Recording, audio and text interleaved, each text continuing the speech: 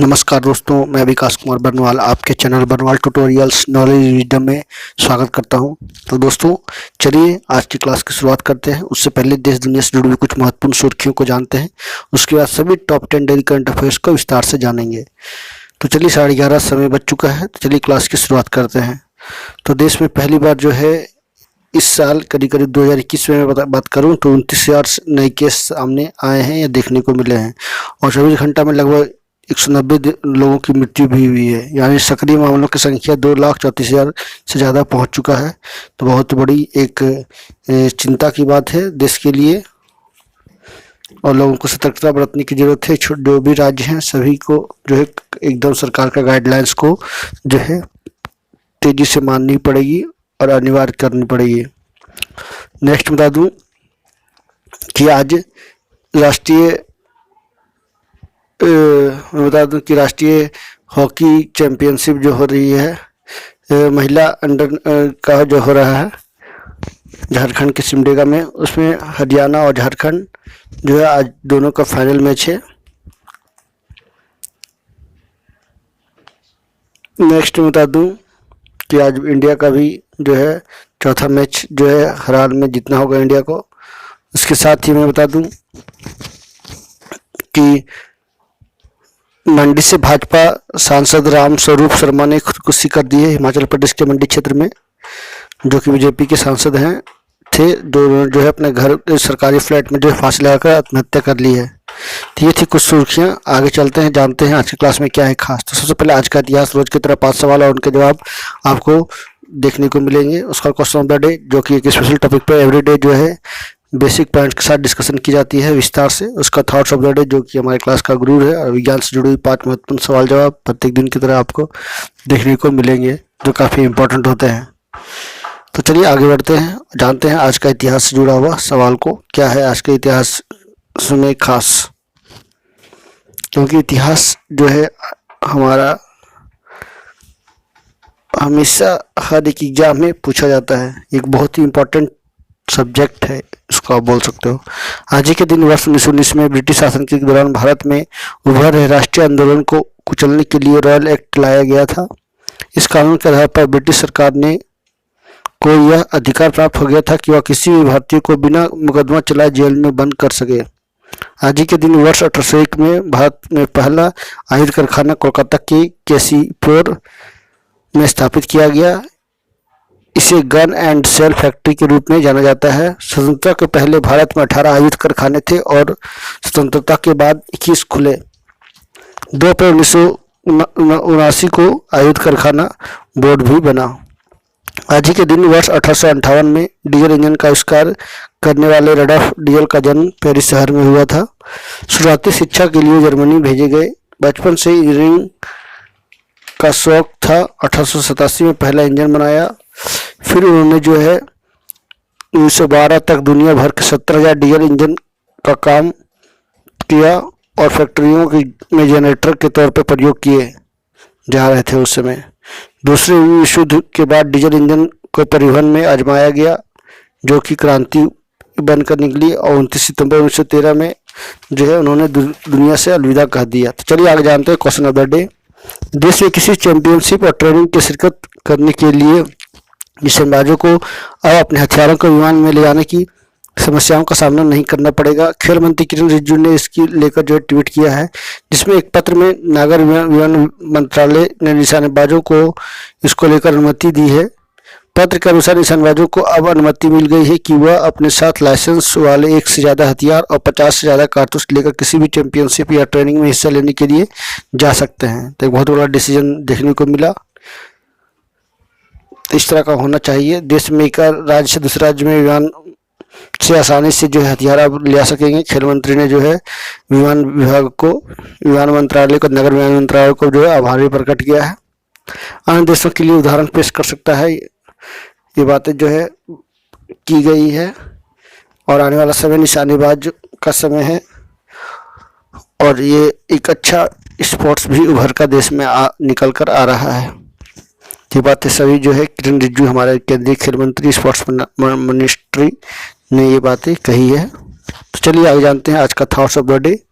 Success is no accident, it is hard work, preservation, learning, studying, sacrifice and most of all love of what you are doing. बिल्कुल सही बात है कि सफलता जो है कोई दुर्घटना या नहीं होती, ये क्या है, एक हार्ड वर्क है, एक सीखना है, एक अध्ययन है, एक त्याग है।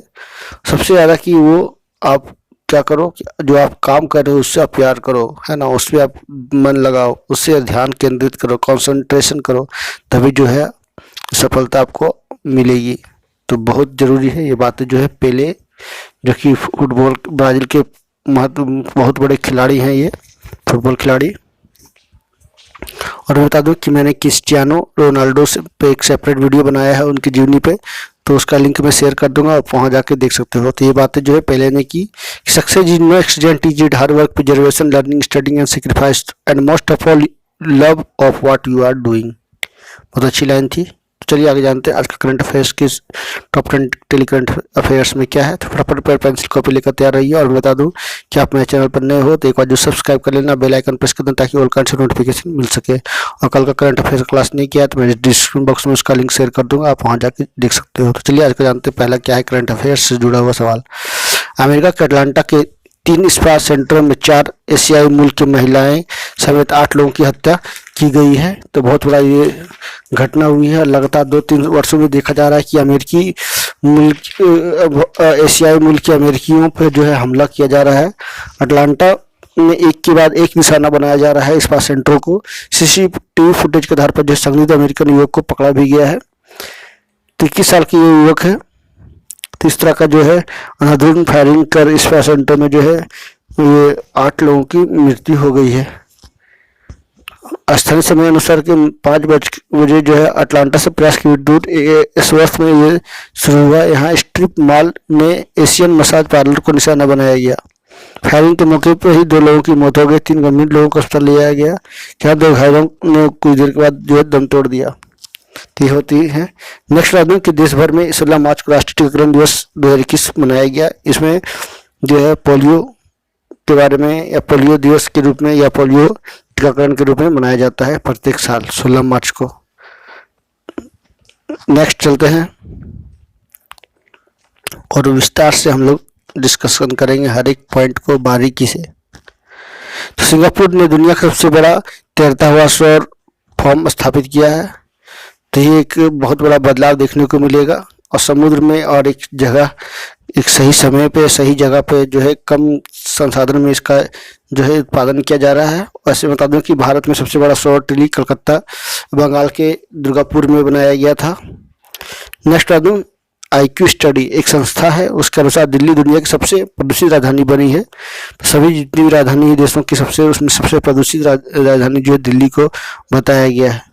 बिल्कुल लगातार जो है दिल्ली की स्थिति जो है खराब होती जा रही है प्रदूषण के मामले में। इसमें सरकार के साथ साथ सोसाइटी, संस्थाएं, NGO जो है इसमें देखरेख करने की जरूरत है, इसमें सुधार करने की आवश्यकता है।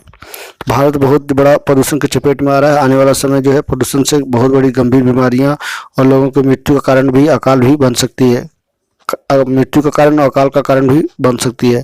तो एक बहुत बड़ा समस्या जो है भारत में देखने को मिल रहा है, एक चिंता का विषय है। इस पर एक विशेष जो है सेमिनार टॉपिक पर जो है करनी चाहिए यूनिवर्सिटी वाइज, और इसका जो है समाधान जल्द से जल्द निकालने की जरूरत है।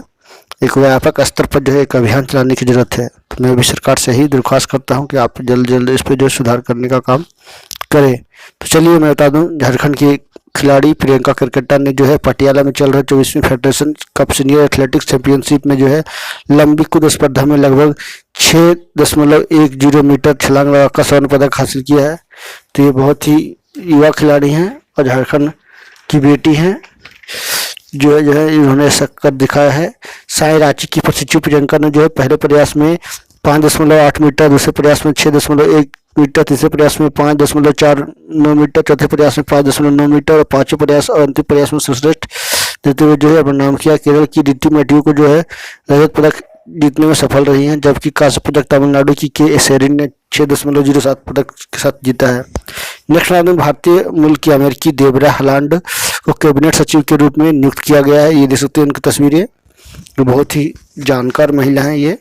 और लगातार जो है भारतीय मूल की अमेरिकी महिलाएं जो है अमेरिकी कैबिनेट में अमेरिका में अपना पटाखा फहरा रही हैं। उसमें से सबसे आप देख सकते हो कि रोल मॉडल हमारी कमला हैरिस, जो कि भारत में अमेरिका में उपराष्ट्रपति हैं। तो इस तरह से महिलाओं का अमेरिका में अमेरिकी कैबिनेट में पद पकड़ बनाना, पदों का ग्रहण करना एक बहुत बड़ी उपलब्धि मानी जा रही है, खास करके भारत के लिए। नेक्स्ट बैंकिंग नियमों के उल्लंघन करने पर आरबीआई ने जो है एसबीआई पर 2 करोड़ रुपए का जुर्माना लगाया है। एसबीआई जानकारी दी गई कि एसबीआई ने उसके दिशा निर्देशों का उल्लंघन करते हुए अपने कर्मचारियों को पारिश्रमिक कमीशन के तहत दिया।